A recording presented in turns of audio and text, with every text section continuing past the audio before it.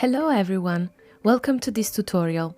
Today we are going to learn how to recreate this announcement animation using Linearity Move.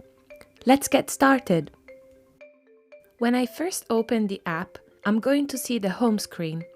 To create a new document, I click the plus button.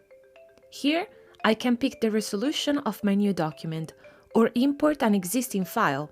I can import a file from Curve, Linearity's design tool, or connect to Figma and import a design from there.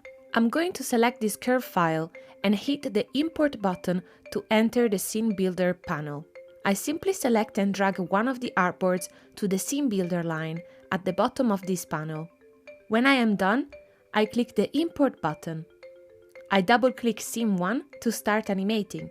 Animate this line of text by moving it down. I hold Shift and press the down arrow 3 times on my keyboard.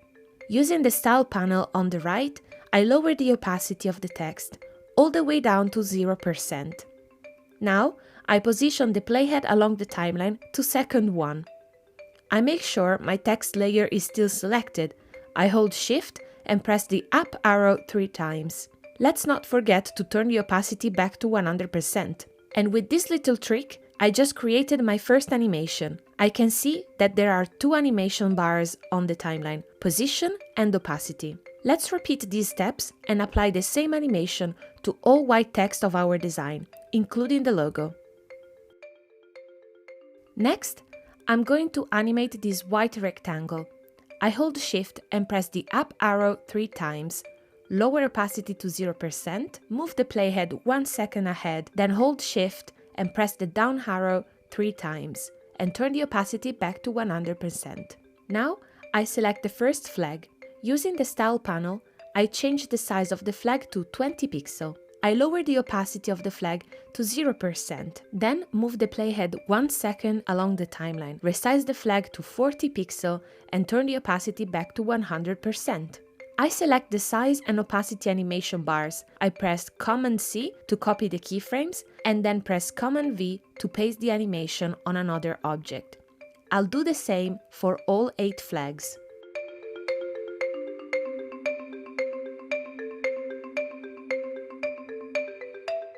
Let's zoom in on the first image. This image is inside a mask.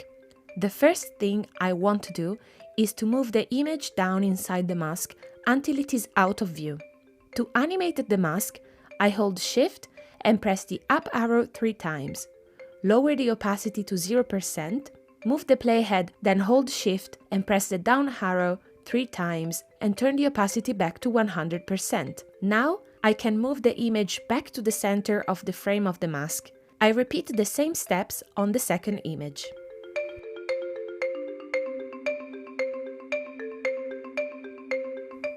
Time to animate the text on the light blue peel. I press the pin icon to highlight a 1-second segment on the timeline. This will help bookmark keyframes as we change the style of an object. I bring the playhead at the beginning of the highlighted area and change the size of the light blue peel like this. At the same time, I move the text to the right by holding Shift and by pressing the right arrow 3 times. I repeat these same actions on the other light blue peels. Now that all the elements on my scene are animated, it is time to create a cascading effect on the timeline. Starting from the top, I move each animation bar along the timeline with a half-a-second delay. If the scene is too short, I can change the duration in the Animation tab on the right.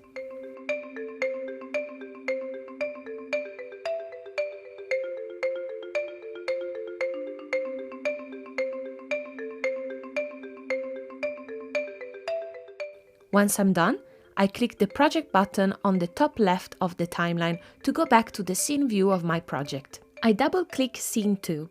I can see from the Layer panel that there are a lot of objects in this scene. To avoid confusion, I've hidden the other objects for now. Let's focus on the first line of text at the top of the list. I select the text, hold Shift and press the down arrow 3 times. I lower the opacity to 0%, move the playhead 1 second along the timeline, hold Shift and press up arrow 3 times. And bringing opacity back to 100%. I move the playhead again, hold shift, press the arrow up 3 times and lower the opacity to 0%.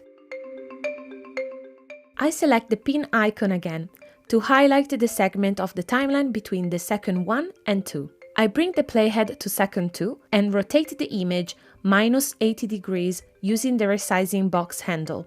Then I move the image out of frame toward the bottom left corner of the canvas. Time to apply the same animation to all the other objects in my scene. First, I switch to design mode and click the eye icon next to each object to bring them back in view. Now, I select all the text layers and apply the same animation I did on the first label.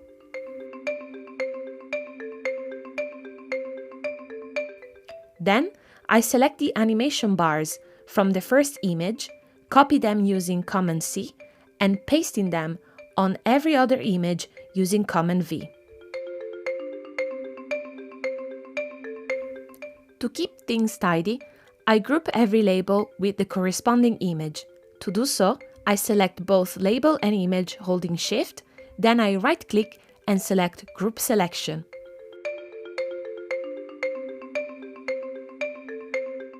Once I've created 8 groups, I slide the animation bars on the timeline to create that cascading effect I did in the previous scene. If the scene is too short, I can use the Animation tab to edit the duration of my scene.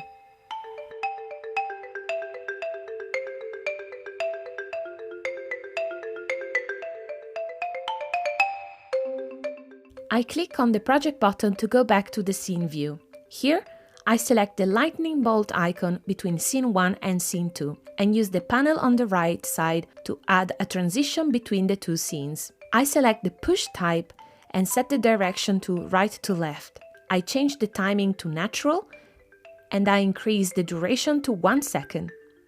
To make sure I have enough space between the scenes to add this transition, I also increase the duration of each scene by 1 second. When I'm ready, I can export my animation by clicking File at the top left corner and select Export. Here, I can preview my animation one last time before exporting it. Thank you for joining me today. I hope you found this tutorial useful. You can learn more about Linearity Move and animation from the Learn tab on the home screen.